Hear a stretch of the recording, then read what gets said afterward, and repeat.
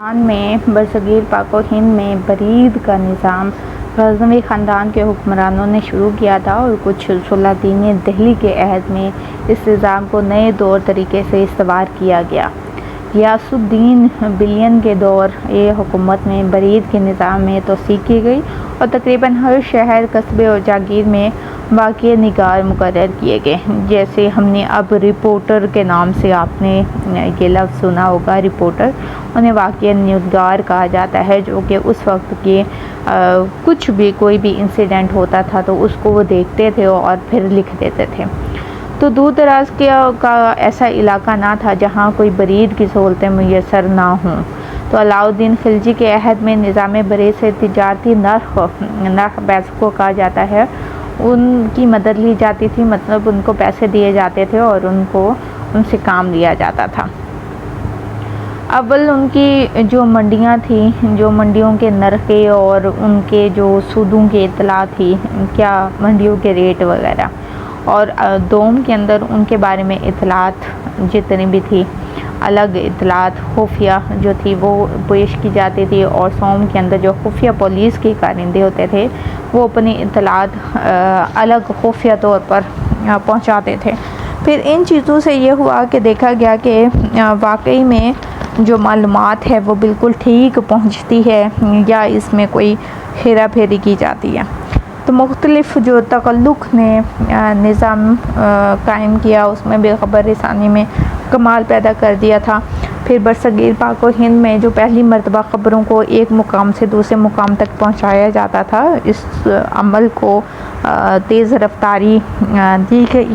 اس میں دو قسم کے جو کام تھے وہ کیے گئے۔ ایک تو یہ کہ خبر پہنچانے کے لیے گھوڑوں کے ذریعے سے، مطلب گھوڑوں کو یہ آپ لوگوں نے دیکھا ہوگا، ارطغرل ڈرامہ کی ہی مثال ایسی تاریخ میں ہمیں ملتی ہے جو کہ بچے نے اس کو دیکھا ہے۔ تو اس میں گھوڑوں کو خفیہ پیغامات دے کے بھیج دیا جاتا تھا، یا پھر پیادے ہوتے تھے۔ پیادے میں یہ ہے کہ اس میں کیونکہ بندہ خود بھی ساتھ جاتا ہے تو وہاں ان کے ذریعے سے آپ پیغامات ایک جگہ سے دوسری جگہ پہنچا سکتے ہیں۔ تو اس طرح شیر شاہ نے سڑکوں کے کنارے جو سرائیں بنوائی ہوئی تھی، اس میں ہر سرائے ڈاک کی ایک چوکی بھی وہاں پہ ہوتی تھی، اور شیر شاہ کا ہاتھ ہر وقت اپنی سلطنت کے نفس پر رہتا تھا۔ مطلب مختلف چوکیاں ہوتی تھیں اور چوکیوں کے اندر دو گھوڑے ہر وقت تیار رہتے تھے۔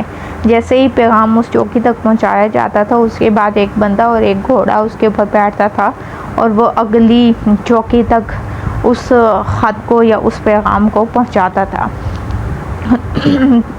تو یہ وہ عمل ہے جس کے ذریعے سے وہ خبریں جو تھیں وہ بہت تیزی کے ذریعے سے چلی جاتی تھیں۔ اب جو عہد مغلیہ ہے اس میں اخبار نویسی و واقعہ نگاری نے خاصی ترقی کر لی تھی۔ تو ہمایوں نے بھی خبر رسانی میں خوب اپنا فائدہ اٹھایا، اور اکبر جو پہلا مغل حکمران تھا، اس نے بھی خبر نویسی اور واقعہ نگاری کی ایک اہم مثال قائم کی۔ یہ نظام ظاہر ہے اس میں ترقی بھی آ رہی تھی، اورنگزیب عالمگیر کے عہد کے اندر بھی اس نے بڑا عروج پایا۔ پھر جب مغلیہ عہد آیا تو انہوں نے خبر نویسی کے لیے جو مرکزی حکومت تھی اس میں کچھ ذرائع رکھے جو کہ خبریں پہنچاتے تھے۔ ایک واقعہ نگار، سوانح نگار، خفیہ نویس اور ہرکارے، یہ چار انہوں نے الگ الگ متعین کر دیا، اور اس میں سے وہ لکھ کر ان واقعات کو، ان حالات حاضرہ کو دیتے تھے۔ اس میں قلعہ کماں کے واقعات تھے جو کہ مغلوں کے زمانے میں قلعہ معلیٰ کے جو واقعات تھے وہ کیے جاتے تھے، جو دربار کے مکمل رودات تھی اس میں روزنامچہ جو ہے وہ مرتب کیا جاتا تھا۔ واقعہ نگار، دربار کے چھوٹے بڑے واقعات کو قلم بند کیا جاتا تھا، اور جو روزنامچہ ہے وہ بادشاہ کی اجازت سے بلند آواز سے پڑھا جاتا تھا، اور بلند آواز سے پڑھنے سے تمام لوگ جو تھے وہ اس کو سن سکتے تھے۔ شاہی روزنامچہ ہوتا تھا جو جتنے بھی بادشاہوں کے فیصلے ہوتے تھے ان کو سنایا جاتا تھا۔ روزنامچے کا نام اخبار دربار معلیٰ کا نام تھا۔ پھر اخبار دارالخلافہ شاہجہاں آباد ہوا۔ محمد عتیق صدیقی کے بقول مؤخر الذکر اخبار کا ایک نمونہ انہوں نے دفتری دیوانوں مال ملکی سرکاری حیدرآباد دکن سے حاصل کیا تھا۔ اب اسی طریقے سے جو اخبار ڈیوڑی ہے وہ بھی شائع کیا گیا، اس کو نوابان اودھ کے سرکار سے بھی اس قسم کے اخبار جو تھے وہ جاری ہوئے تھے۔ اس کا نام اخبار ڈیوڑ ہوتا تھا اور اخبار ڈیوڑی کے آگے نواب وقت کے نام کا بھی اضافہ کیا جاتا تھا۔ مثلا اخبار ڈیوڑی آصف الدولہ یا اخبار ڈیوڑی نواب سعد علی خان مغل حکمران کی طرح نوابان اودھ کے سرکار میں باقسط اخبار نویس ملازم تھے۔ جیسے کہ اوپر پڑھا گیا ہے کہ براعظم پاک و ہند میں صحافت کی تاریخ کا مختصر مطالعہ ملتا ہے۔ اس ساری بحث کو مد نظر رکھتے ہوئے ڈاکٹر عبدالاسلام خورشید اپنی کتاب صحافت پاک و ہند میں لکھتے ہیں کہ سلاطین دہلی اور مغلی حکمرانوں کی اخباری تنظیم کی غرض و عافیت یہ تھی کہ اندرونی امن قائم رکھا جائے اور بیرونی حملے سے بچنے کے لیے اخباری تنظیم بہت مدد دیتی تھی۔ اخباری تنظیم عوامی شکایات کے ازالے کے لیے بہترین ذریعہ تھی۔ نمبر 3، اخباری نویس کو معاشرے میں اعلیٰ مقام حاصل تھا اور وہ خبروں کی فراہمی اور ترسیل میں مکمل آزاد تھا۔ جو خبریں معاشرے کے جس طبقے سے تک پہنچانا ضروری تھی وہاں پہ پہنچا دی جاتی تھی۔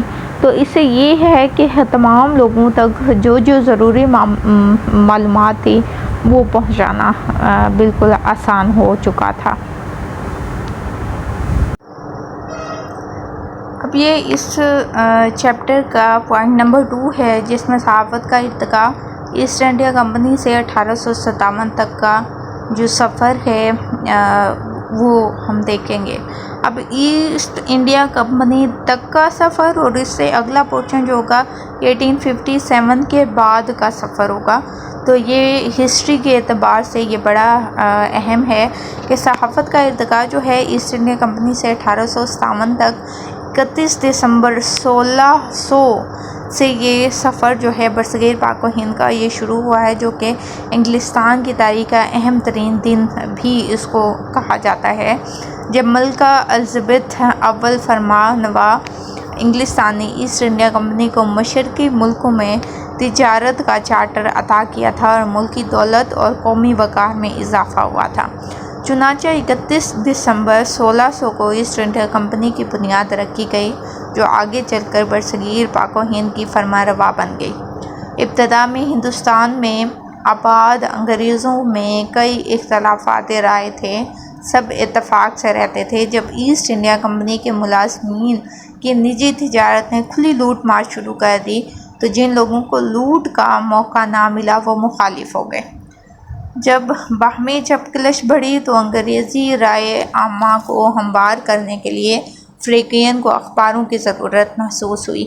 اس سلسلے میں پہلے ایسٹ انڈیا کمپنی کے جو ملازم تھے، ولیم بولٹس ان کا نام تھا، انہوں نے کی جس نے 1768 میں کلکتہ میں ایک چھاپا خانہ قائم کیا اور اخبار نکالنے کی کوشش کی، لیکن کمپنی کو کورٹ آف ڈائریکٹر نے اس کمپنی کی ملازمت میں ہوتے نجی تجارت کی پیدائش میں مستعفی ہونے پر مجبور ہو گئے، جبکہ فورٹ ولیم کونسل کی سلیکٹ اپنی جو کمپنی تھی اسے انتظامیہ کے خلاف نفرت و نوآبادی میں مایوسی پھیلانے کے الزام میں فوری طور پر مدراس پہنچے اور وہاں سے انگلستان روانہ ہونے کا حکم دے دیا۔ بولٹس نے اس حکم کی تعمیل کی، لیکن انگلستان پہنچ کر اس نے 500 صفحے کی ایک کتاب لکھی جس میں ایسٹ انڈیا کمپنی کو لوٹ مار اور استحصال کا پردہ چاک کر دیا کہ ایسٹ انڈیا کمپنی جو ہے وہ کس طریقے سے لوٹ مار کرتی ہے، دوسرے لوگوں کا حق جو ہے وہ کھا لیتی ہے۔ مطبوع اخبارات کا دور، مورخین و ماہرین کے درمیان اس بات پر اختلاف رائے پایا گیا کہ برصغیر پاک و ہند میں پہلا باقاعدہ مطبوع اخبار کون سا ہے، اور بعض مورخین نے انڈین گیزٹ کو پہلا اخبار قرار دیا گیا تھا، لیکن مورخین و محققین کی اکثریت اس پر متفق نہ ہوئی۔ بلکہ بنگال گیزٹ یا کلکتہ ایڈورٹائزرز جیسے عرف عام میں ہکی گیزٹ بھی جانا جاتا تھا۔ برصغیر پاک و ہند کا یہ پہلا اخبار تھا۔ اس سے اپنے مطالعے کا جو آغاز ہے وہ ہکی گیزٹ کے نام سے کیا گیا۔ اب ہکی گیزٹ کیا ہے؟ ڈاکٹر عبدالرشید اپنی کتاب صحافت پاک و ہند میں لکھتے ہیں کہ ولیم بورڈز کی ناکامی کے بعد 12 سال تک خاموشی رہی تھی اور کمپنی کی لوٹ مار برابر جاری تھی۔ جس طرح سے پہلے لوٹ مار وہ کر رہے تھے ویسے ہی ہوتا رہا۔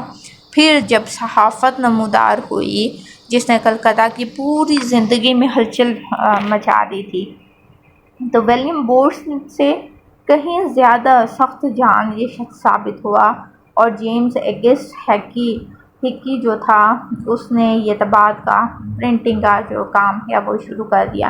ہکی گیزٹ جو ہے ہکی ایسٹ انڈیا کمپنی کے لیے جو طباعت کا کام کرتا رہا۔ پھر اس نے سٹے بازی اور تجارت کا شوق ہوا، پھر جو اسے لے ڈوبا، کیونکہ جب اس نے بھی بے ایمانیاں کرنا شروع کر دی تو ظاہر ہے ناکامی اس کا مقدر بننی تھی۔ جیل میں پہنچ گیا، اسے خیال آیا کہ اخبار نکالنا چاہیے، تو چنانچہ جیل سے باہر آتے ہی اس نے 2000 روپے، اس وقت کے دور میں 2000 روپے کی لاگت سے ایک چھاپا خانہ بنایا جسے بنگال گیزٹ یا کلکتہ جنرل ایڈورٹائزر کے نام سے برصغیر پاک و ہند کا پہلا مطبوع اخبار جاری کیا گیا۔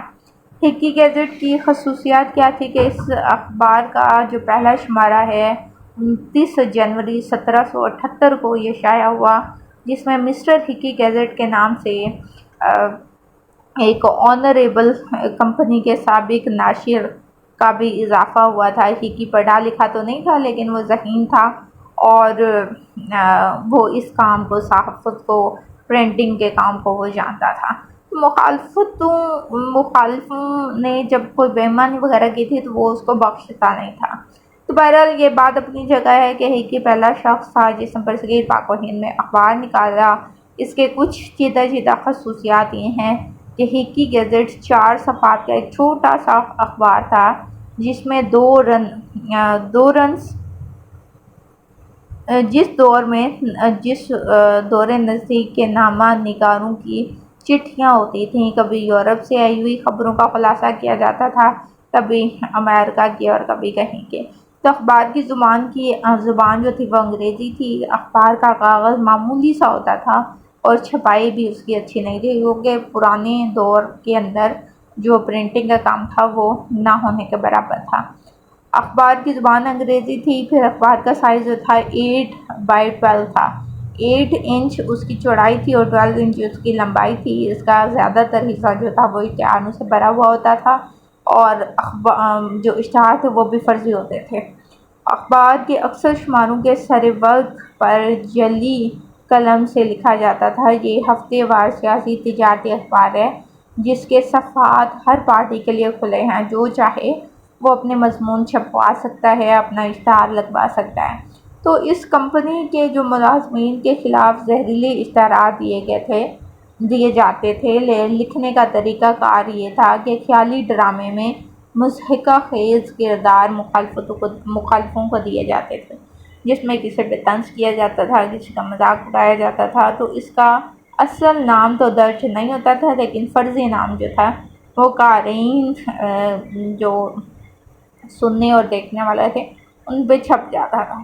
اس کے بعد انڈیا گیزٹ آیا، تو ہکی گیزٹ کے دور میں ہی انڈیا گیزٹ کا چڑھاؤ ہوا جو برصغیر پاک و ہند کا دوسرا انگریزی اخبار تھا۔ یہ اخبار نومبر 1780 میں نکلا۔ یہ 7 روزہ اخبار ہکی گیزٹ کے جواب میں نکلا تھا۔ تو دونوں میں یہ فرق تھا کہ ہکی گیزٹ کمپنی کا دشمن تھا اور انڈیا گیزٹ کو کمپنی بہادر کی حمایت اور سرپرستی سے حاصل تھی۔ انڈیا گیزٹ کے مالک بی مونیرنگ اور مدیر پیٹر ریڈ تھے۔